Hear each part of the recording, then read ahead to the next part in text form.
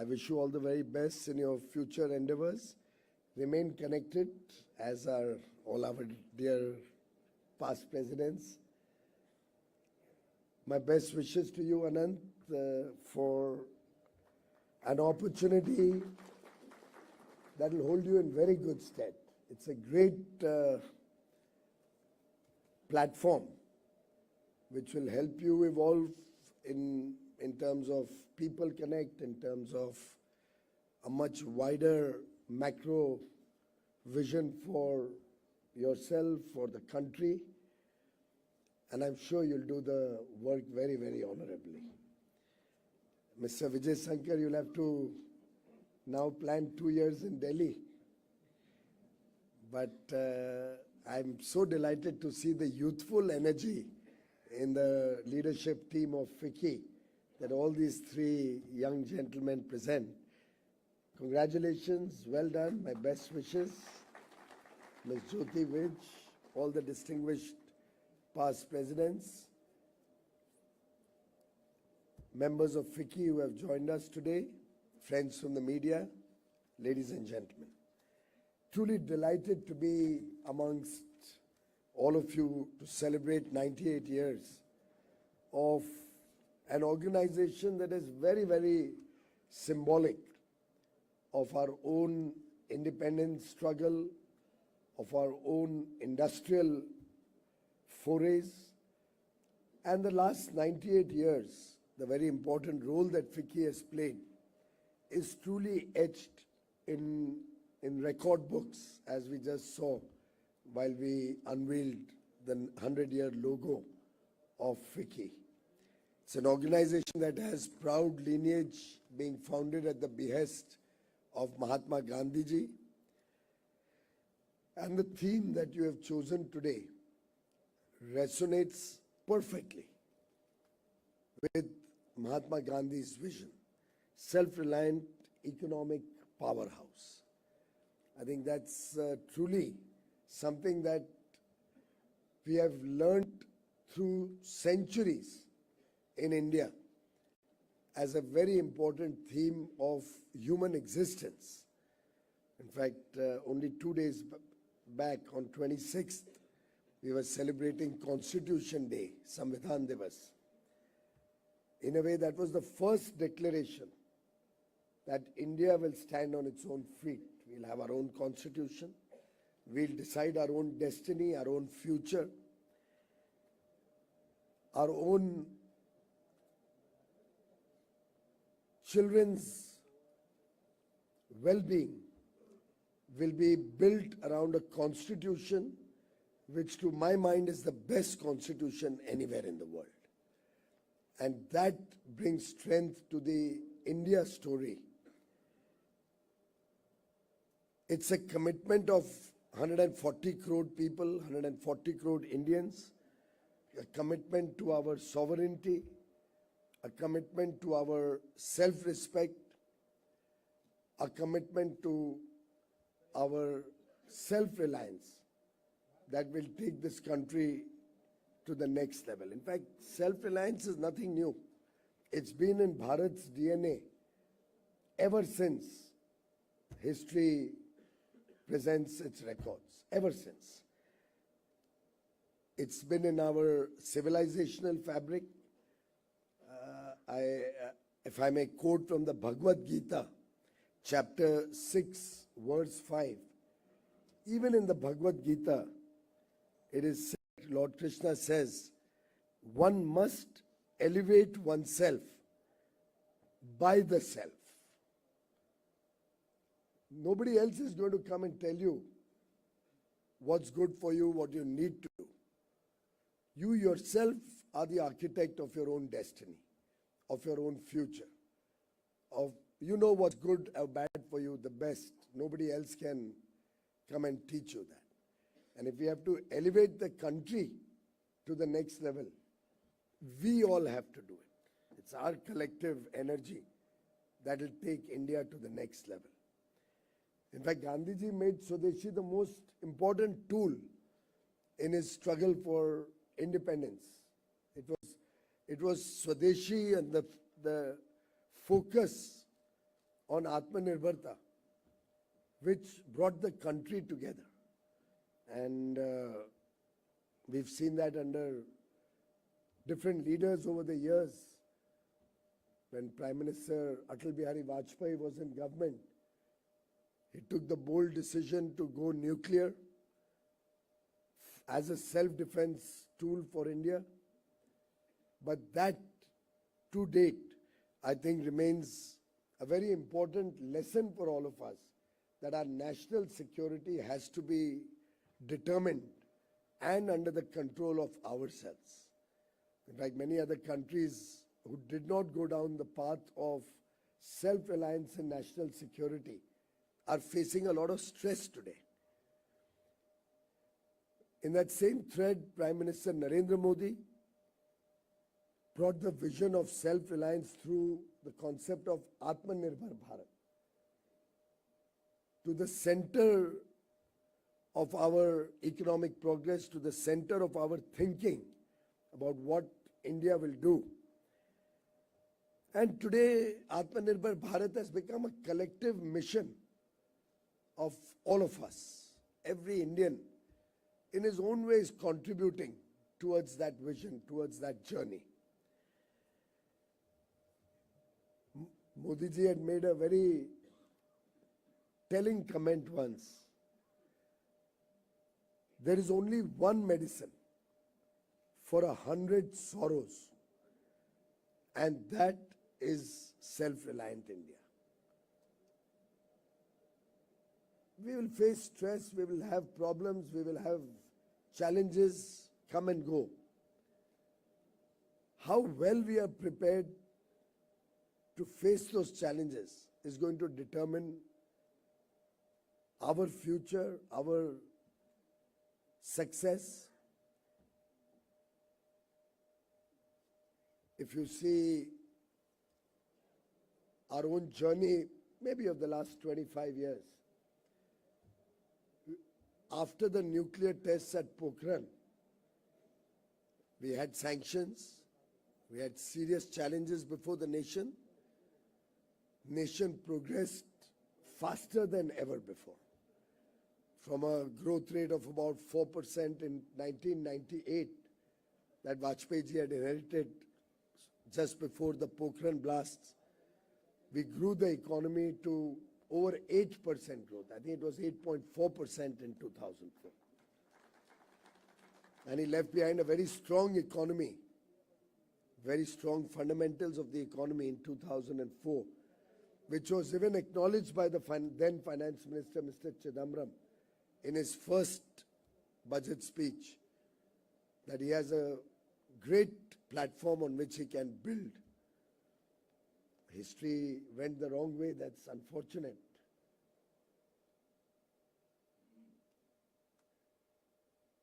And every other challenge that we have faced over the years, COVID did not deter India. We did face severe stress, but we came out honorably. We have grown ever since as the fastest growing large economy on the planet. And therefore, your theme of today resonates very deeply with our own ideology. Of course, I was seeing your logo. Orange seems to be the flavor of the day.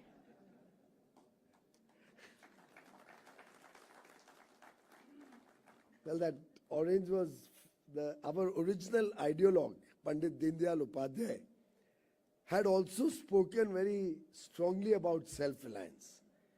In his speech, where he articulated the vision of integral humanism, which is a guiding principle for all of us today in government, he had said, and I quote, "Self-reliance isn't merely an economic principle. It is a principle that shapes the nation's character." And he had very well articulated that it is the holistic human being's development that truly matters, that will define India's journey of growth. Today, I heard Harshvardhan Agarwalji talk about several factors that are important in our journey in the Amrit Kal, whether it's innovation, whether it's skilling, whether it's the involvement of women and youth. The My formula nowadays has become very famous, and the Mahila Youth formula, and leads to even political successes. In fact, there was a time when most people would think good economics doesn't make for good politics. Prime Minister Narendra Modi has changed this old thinking, this old paradigm, and proven that good economics can make for good politics also. And look at the advantages that we have. In innovation, we are most cost competitive. Our young demographic dividend, the young population of India, provides us the strength on the back of which we can truly imagine or truly plan for large-scale innovation in the country. Day before yesterday, we had the Swiss minister come to engage with us on how we can expand investments from Switzerland and the EFTA countries. I'm sure you're all aware that the four-nation EFTA bloc, as a part of the FTA, committed to invest $100 billion in FDI, which will largely be innovation, which will largely be precision manufacturing. But that innovation in India, which will be probably at 1/5 the cost they would do it in Switzerland, or in Liechtenstein, or in the US, or in Europe, which will happen at 1/5 that cost, will also need a mindset change. Will also need all of us to be willing to get out of the old culture where we were stuck on thinking which was 30 years behind our times. I was just sharing with somebody the other day, probably we could have done our FTAs with UK and European Union and with this EFTA bloc 25 years ago, but for the fixation in our mind that we have to protect the auto industry and wines and spirits. And what were we protecting? We were protecting a mindset that was not futuristic in its thinking. That was very, very backward in its thinking. Competition always brings more efficiency, always brings more choice for the consumer. It helps us look at our competitive advantages and go forward for the good of the nation. Similarly, when we looked at different sectors of the economy, we realized that we still have a long way to go in terms of inculcating that spirit of inquiry in our youth. And I think if FICCI is taking this up as a mission, it'll really do India a lot of good. It'll really help spur growth, faster growth, greater investment in innovation, R&D. In fact, no nation has become a developed nation so far without significant investment and effort on research and development. And from the side of the government, we have come forward with several programs to support our startup ecosystem, the deep tech ecosystem, our innovation. And mind you, every rupee that we spend in innovation in India is equivalent to 5 or 7 in the Western world.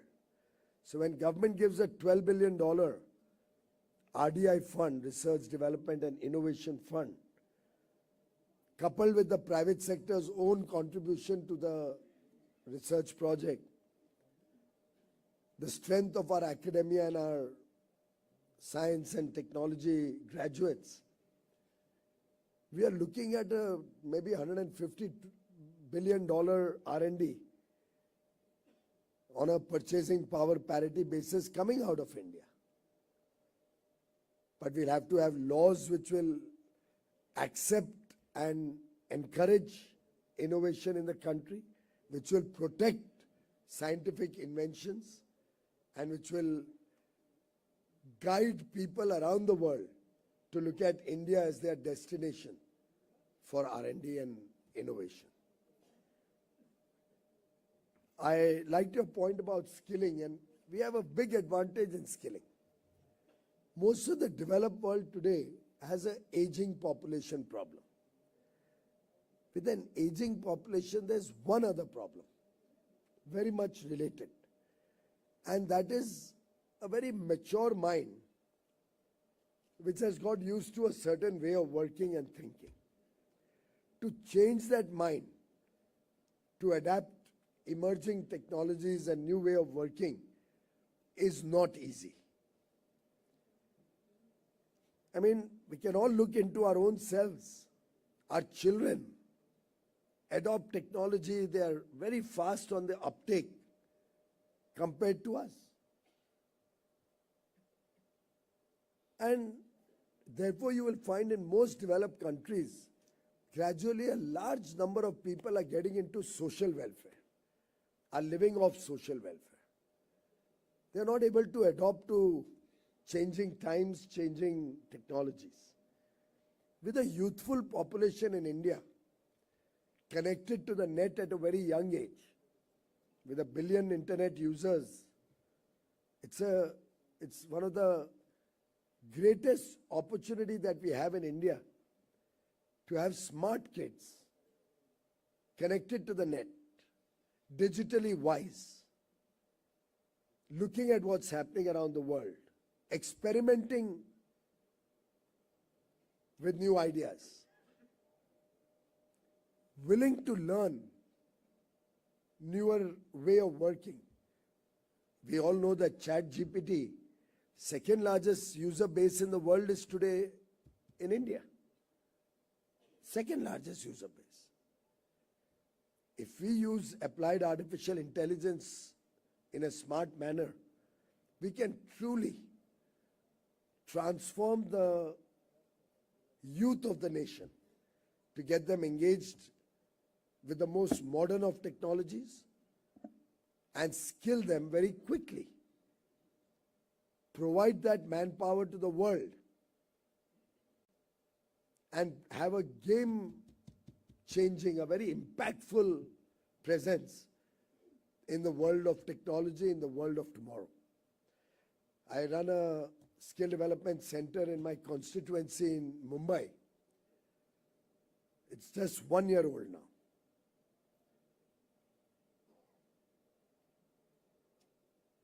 And it's a delight every time I visit there to see the enthusiasm of the young boys and girls in picking up some traditional vocations, but a lot of innovative and futuristic activities.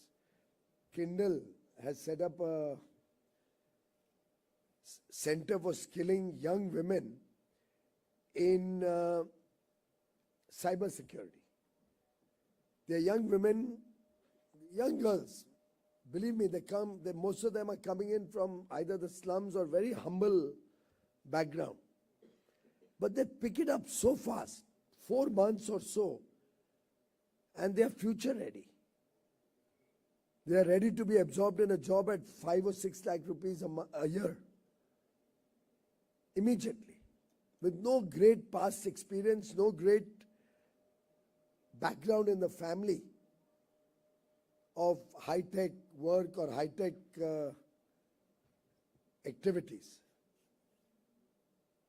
So that is an advantage if we leverage, and if FICCI takes this up as a mission, sets up skill development centers across the country in partnership with industry. The center also in Mumbai is run totally by industry. I have Blue Star there, training people on refrigeration technologies. So gives them a pool of trained manpower who do installation, repairs, maintenance. I have ITC there, training our young men and women into hospitality, a big area of the future. And the old age hospitality is not going to work in tomorrow. We need to be contemporary in all training that we are doing for our youngsters. And I think this can be a truly game-changing, and country's future depends on how well we skill our youth, how well we make our youth employable, help them to dream big, aspire big, and achieve big. And that advantage that we have in India should not be let go. We really need to leverage that. Friends, I was just thinking, how do I present the India story and why self-reliance will be at the core of the India story? We have all seen trade being weaponized. We have all seen the importance of having trusted partners around the world to work with countries who believe in fair trade and equal opportunity, both sides, which is why obviously we are working through a number of free trade agreements with developed nations. We've already concluded very robust, balanced, fair and equitable agreements with Australia, UAE, Mauritius, UK, four-nation EFTA group.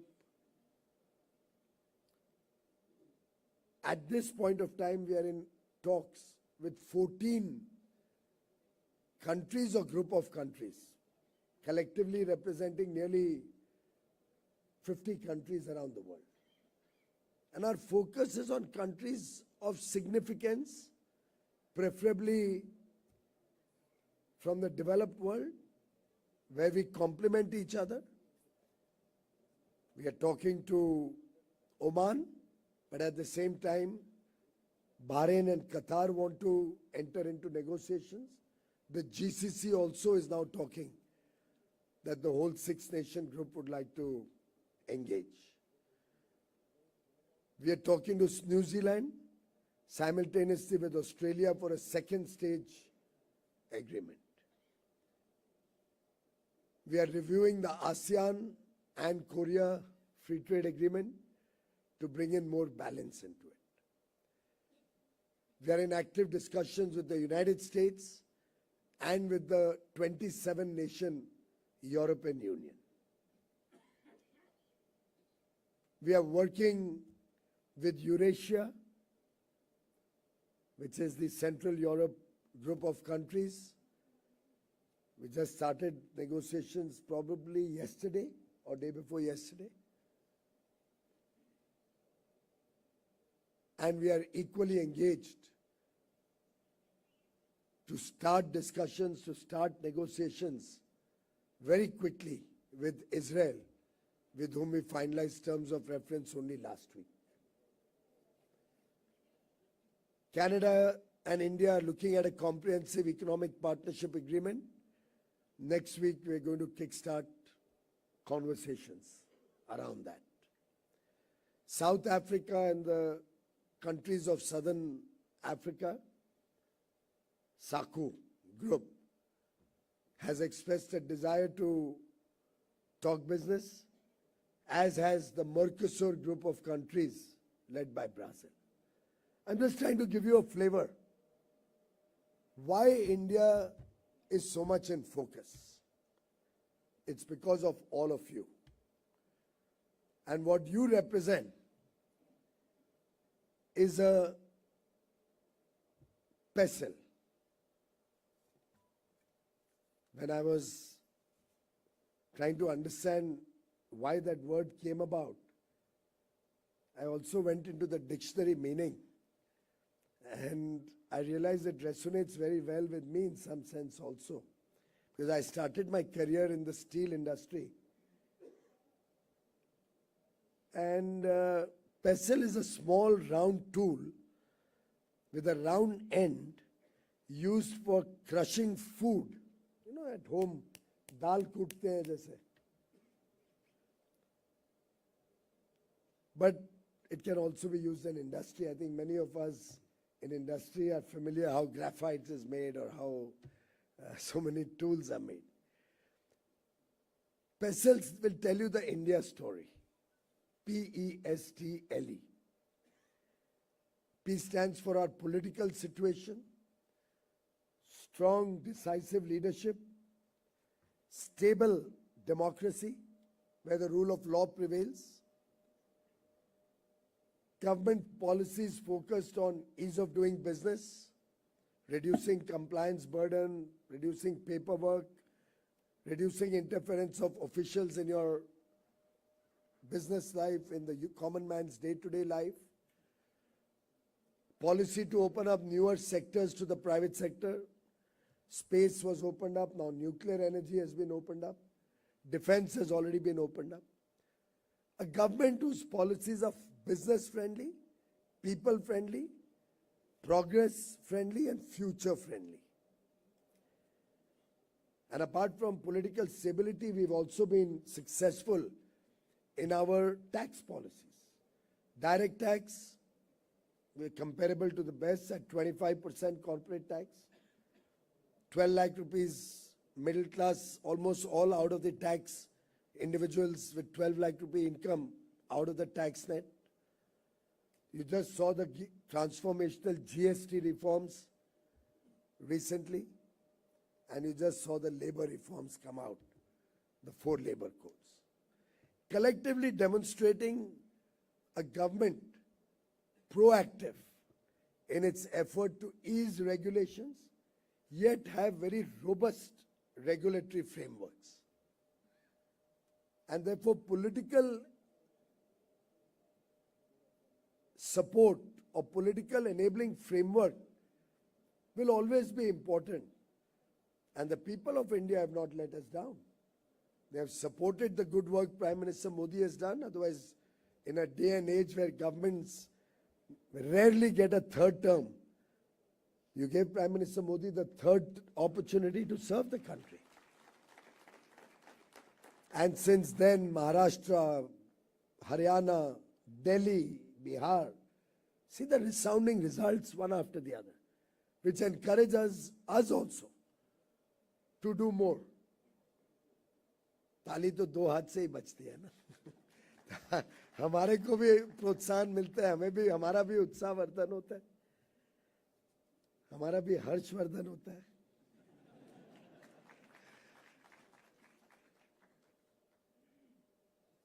और हमें भी आनंद आता है, और उसी में से विजय होती है. And since I started my career with power, तभी ज्योति जलती है.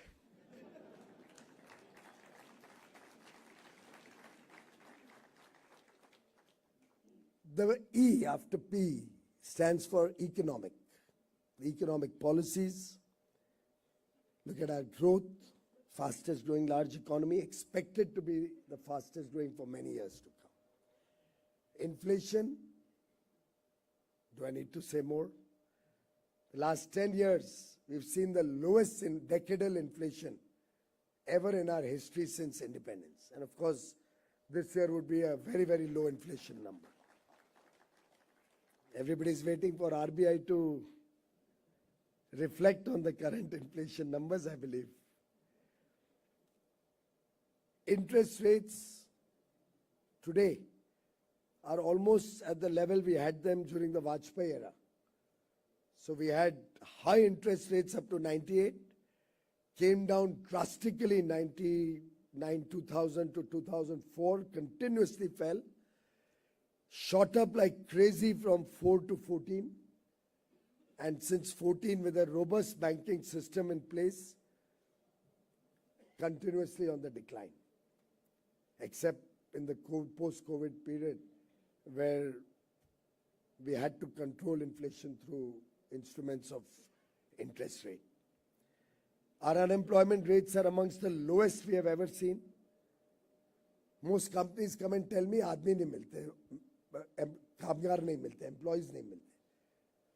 Despite apparent stress in the apparel industry, the gentleman who started Tirupur came up to me the other day and said, I still need 30,000 more employees in Tirupur, if you can help me get them. Infrastructure companies, including the ones who built this, and I hope you like this place. How many of you have come here for the first time?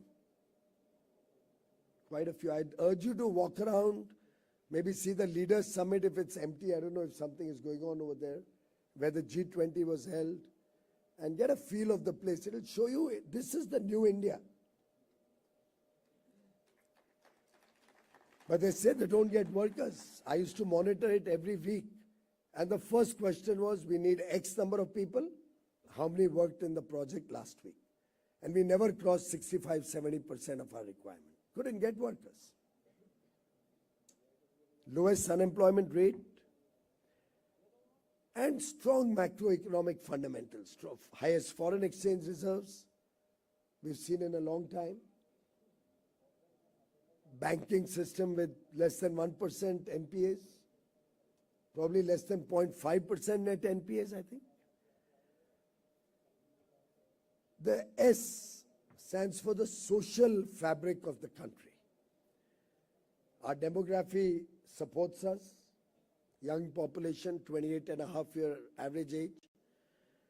India still strongly holds our cultural heritage, traditions, family value systems, which are very important for peace and harmony. Our consumer attitudes are becoming more and more modern. Lifestyles are changing. That also supports consumption story and growth. And education levels are going up. Similarly, the T standing for technological prowess of the country. As you said, we are focused on innovation. We are focused on bringing in newer and newer contemporary technologies, automation, robotics. R&D will help us with emerging technologies. We've just come out with a policy to support rare earth processing so that we become self-reliant in that. And this impact of emerging technologies on products, goods, services will help the country grow faster in the years to come. L is the legal framework. We are proud to be a democracy. The rule of law prevails. And we are amending and changing laws to make them more contemporary, to get out of the colonial mindset. All laws made before 1947 are being changed to make them more relevant to today's times and prepare ourselves for the next 30–40 years. So you'll see a lot of laws of the past, many obsolete, thrown out of the statute book, many being reformed, including the criminal laws, the Bharatiya Nyaya Sahitas. You're seeing Jan Vishwas Bill 1 already done, 2 before Parliament. We are already preparing for Jan Vishwas Bill 3. That's the pace and speed at which legal reform. Who would have imagined virtual hearings in India? So people from London are appearing also in a court case in India. Hopefully that should reduce adjournment, speed up delivery of justice.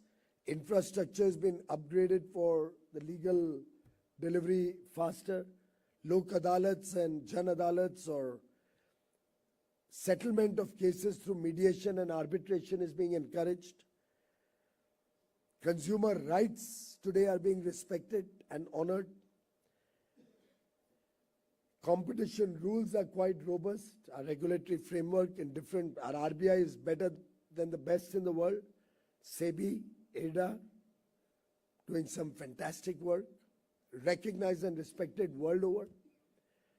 And lastly, environment. And with that, you could also link the energy self-sufficiency and energy plans. And clearly, India is one country focused on climate change, focus on sustainability. We recognize the importance, and we'll all have to work collectively as a team so that India will be a global responsible citizen. Even though we are not responsible for the mess up there, our contribution to the carbon up there, barely 3.5%, despite supporting a 17% population. But we remain committed to our Paris goals, intended nationally determined goals. We remain committed to a better future for our children.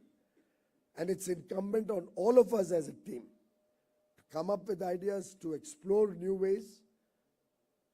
If I can just throw a thought, and if FICCI can take it up, construction, the way we do it today, is clearly a source of a lot of pollution at the local level. We'll have to, at least in the cities to begin with, move into precast construction or construction which is with material prepared outside and just put up. We can't have cement mixers running in cities. But does government have to mandate it? Not necessary. I did the costing also. I found it's not much costlier. You do it much faster. Probably save a lot of money on interest costs alone, and delays of construction are saved. But can we collectively resolve? Can all the big industry to begin with resolve? We will not do any construction which is not precast outside cities and towns.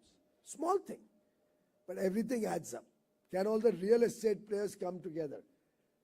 And when the scale is there, the cost will further reduce. It's a matter of choice. It's a matter of public participation. Because it's when all of us collectively make it our determined goal to solve this problem that we can really find resolution.